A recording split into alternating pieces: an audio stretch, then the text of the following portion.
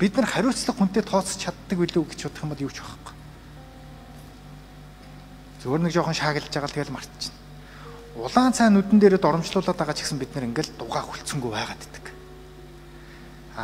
Энэ дэлхийн том хөгжилд хүрсэн улс орнууд Япон, Солонгос, Сингапур, Герман энэ бүх энэ том баруун Европын орнууд энэ хөгжилд хүрсэн хөгжлийн одоо эталон барометр болж байгаа энэ улсууд бол дандаа хариуцлагын тогтолцоо маш хатуу явж ирсэн.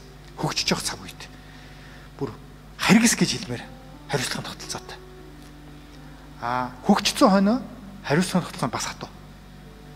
Ёс зүйн хэв хэмжээ, ёс зүйн хариуцлагын хэмжээ энэ бүх юм та нар мэдж байгаа. Нөгөө л нэг Японд ч одоо зүгээр нэг санамсаргүй байдлаар нэг жижигхэн алдаа гаргахад л албаны машинаараа хүүхдтэй цусн руу хүргээд өгсөн. Уучлаарай гэж нөгөө сайт чинь ингээл 90 градус мэхийгээл ажиллаа өгч байна. Франц, Солонгос яг тийм.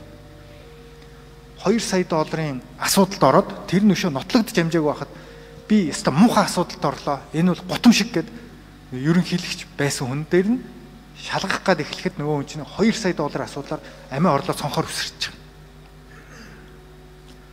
Точно энэ өөрөө нийгмийн их мундаг том идэвхтэй шахалтын үр дүнд хариуцлагын тогтолцоо өөрөө мундаг болдог. Тэнцвэлийн айгүй мундаг прокурор юм уу, мундаг шүүгч юм уу, их мундаг харгас авилгалтай тэмцэх газрын дарга гарч ирснээр ингэж байгаа юм биш. Энэ өөрөө нийгмийн идэвхтэй нөхцөл байр суурь энэ эрх мэдэлтнүүдийг шахаж коридорт оруулж энэ зөв коридороор явуулдаг.